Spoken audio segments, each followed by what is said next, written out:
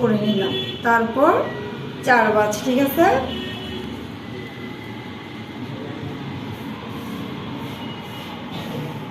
এবার আমাদের লম্বাটা আমরা একটু কি করবো, চেক করে নিব। 9 ইঞ্চি আছে না? এবার আমরা হিপ নিব কত? 6।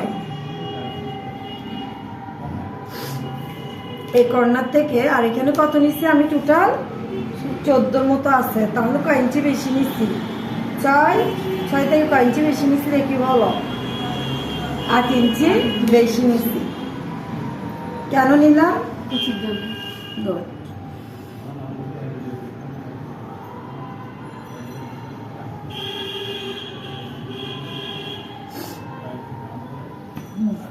এবার কোয়েশ্চেন আসতে পারে বাঁকা কেন? এটা আমি কুচি দিব, কুচি দিলে এটা ছোট হয়ে আসবে আমার।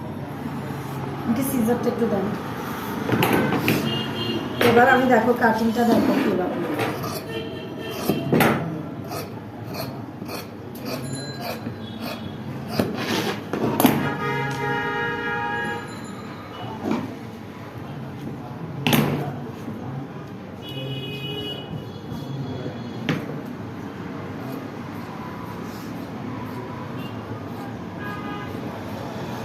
এবার আমি কেটে আলাদা করলাম, দিকে বাড়তি কাপড়টা একটু ছেটে দিচ্ছি।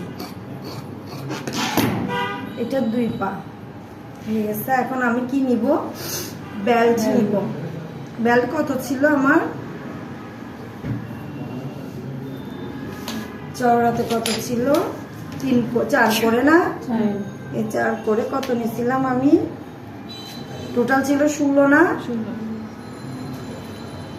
8 দুগুণা 16। কত? 16। তাহলে আমার এখানে পুরো একটা কাপড়ে কত আছে? একটা কাপড়ে তো আমার 16 আছে। তাহলে এটা নিয়ে নিচ্ছি আমি।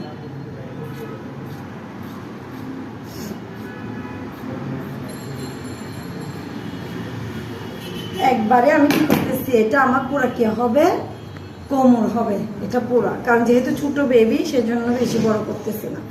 এবার আমি কি নিব? পায়ের বেল্ট। পায়ের বেল্ট কত ছিল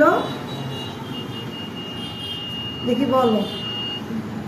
6 ইঞ্চি। 3 দুগুণা 6। আর ইয়া কত ছিল?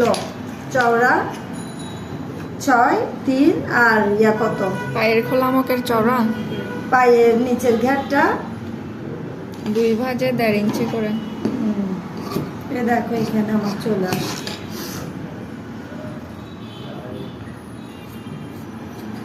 এখানে একটা একটা করে পা হবে না? একটা বেবি, ছোট বেবির হবে না? কলিটা কাটবো।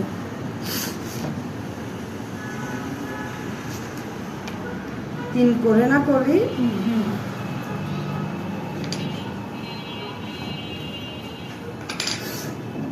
এটা সোজা করে চারদিকে 3 করে, তাহলে স্কোয়ার না এটা? হ্যাঁ, চারদিকে 3 করে হচ্ছে যে বোধহয় স্কোয়ার না এটা?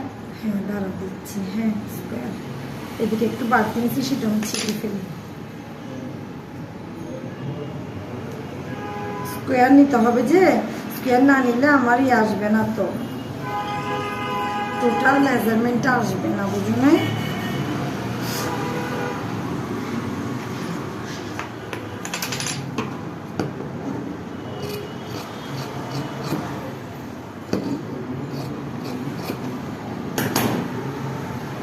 এটাতে কি লাগবে? কলি লাগবে আমার।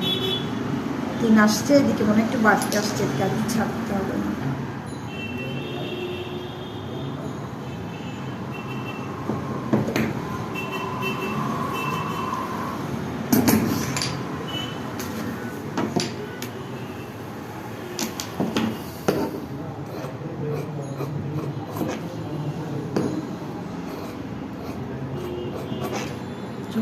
না, এখন আমি এটা সেলাই করবো।